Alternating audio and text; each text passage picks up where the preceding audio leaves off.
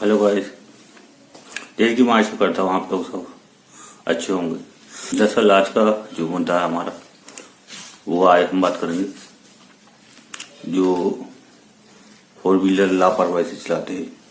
और देखा होगा जैसे कि आप लोगों ने एक्सीडेंट आए दिन बढ़ते जाते हैं। तो खासतौर से जो दिल्ली में एक्सीडेंट हुआ था, मतलब साहिल नाम का एक 23 साल का लड़का था और एक्सीडेंट की चपेट में उसका मतलब डेथ हो गई। और भी मुद्दे पर बात करेंगे कि मोटर भी क्या क्या कहता है और किशोर अवस्था के बारे में, बाल सुधार के बारे में। बिना टाइम गवाए शुरू करते हैं। गजब बेइज्जती है। जैसे कि आपने देखा होगा कुछ टाइम में कुछ महीनों में या कुछ सालों में, खासतौर से सालों में, कि एक्सीडेंट के मामले दिन ब दिन बढ़ते जा रहे हैं। और हमारे बदायूं में तो खासतौर से रोज देखो कोई दिन ऐसा नहीं जाता है जिस दिन बाइक का कोई एक्सीडेंट नहीं होता है। अब जैसे कि उसमें जो आया था, जो दिल्ली का जो मामला था साहिल का 23 साल का बच्चा, और स्कॉर्पियो वाला जो था, तो उसने एक तो साहिल को ठोका, फिर एसयूवी कार को, मतलब, और उसकी माँ का दर्द तो सिर्फ वो ही समझ सकती है।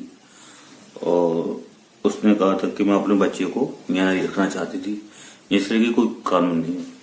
और ऐसी अभी उससे पहले एक आया था, वो कौन सी कार थी, पोर्शे, 6 साल लोगों को उसने घायल करा था।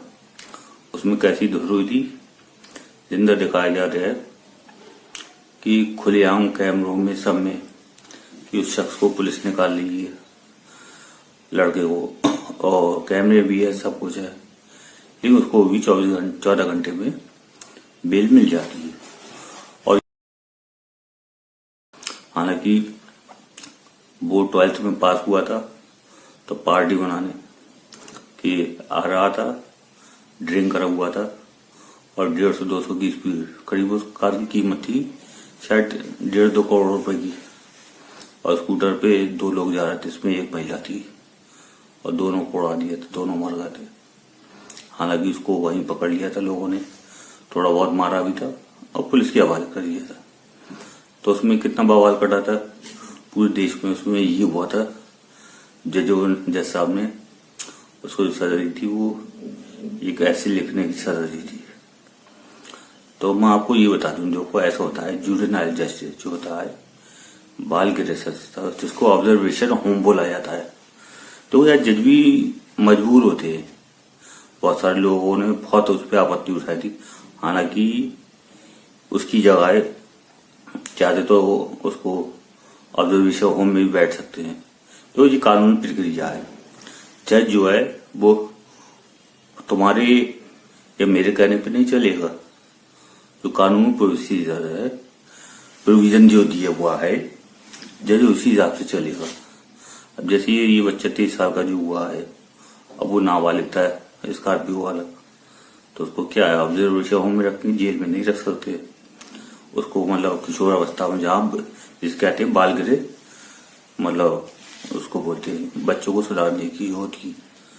आप कितना भी चीख लीजिए, अरे निर्भया वाला कांड था, उसमें क्या हुआ था, उसमें बदायूं का एक लड़का था और चंद महीने थे, पूरे देश के वकीलों ने हड़ताल कर दी थी, लेकिन कुछ भी नहीं हुआ था। बहुत बवाल कटा था और उसको बेल मिल गई थी। बाकी सबको फांसी की सजा जैसी हुई थी सबको मालूम हो।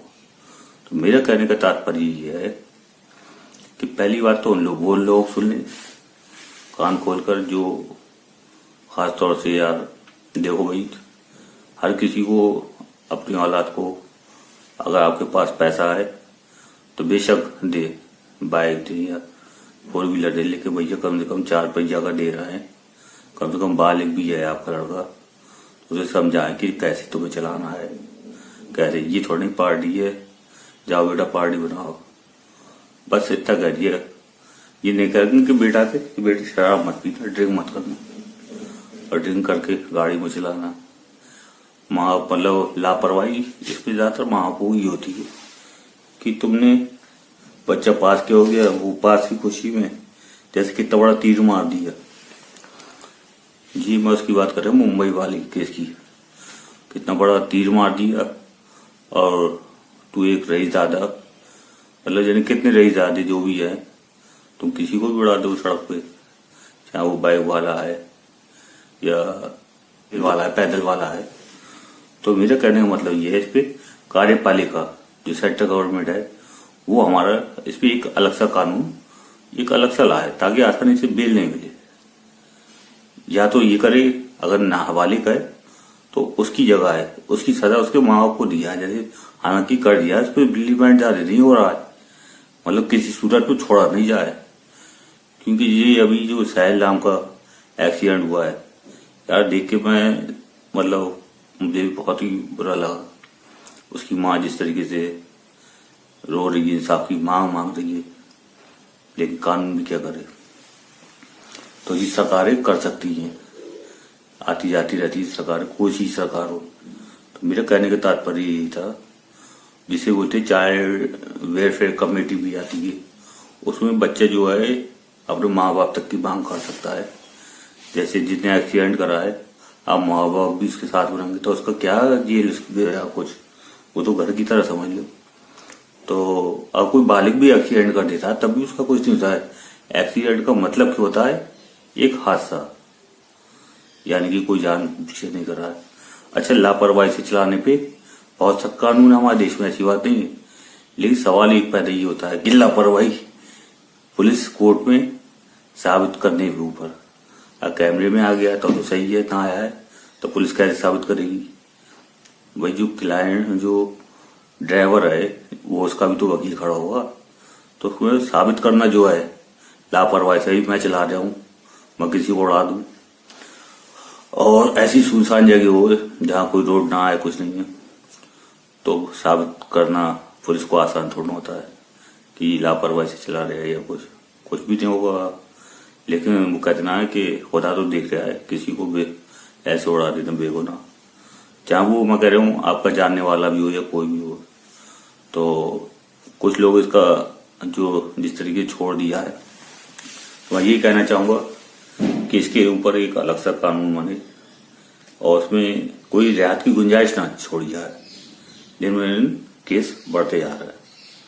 तो आज के लिए बस यही कहना था। उसमें जो एक्सीडेंट के मामले आते हैं, अब जुवेनाइल जस्टिस जो मैंने बताया, जैसे कि जो किशोर अवस्था मतलब बालिका, उसको भेज दिया गया, जो साहिल वाले मामले में था, तो उसको होना क्या है, वो आ जाएगा बाहर, और वो घर जैसा होता है, वहां माँ बाप भी होंगे उसके, अब वो माँ बाप की डिमांड करता है, तो अब उसका दर्द माँ का तो माँ ही जान सके। तो आज के लिए इतने ही, चलते हैं, खुदा हाफिज। जाने से पहले मैं आखिरी बार फिर कहता हूँ, देखो पढ़ो लिखो, जागरूक बनो, और उसमें माँ बाप को बहुत जिम्मेदारी बनती है। अपने बच्चों को बाइक देते हैं या कोई सी भी 4 पहिया 4 व्हीलर, तो उनको समझा कि तुम्हें सड़क पे कैसे चलानी है, वरना बहुत लापरवाही होगी।